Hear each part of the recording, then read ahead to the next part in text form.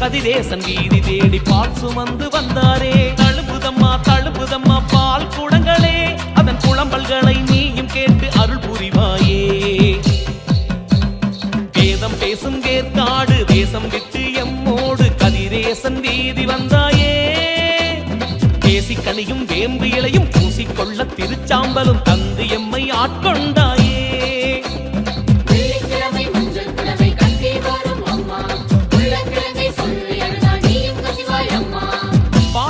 அபிஷேகம் செய்திடவே ஒரு நேரம், ஆத்தாளின் பசியாற்றிடும் நல்ல ஒரு ஆடிப்பூரம்.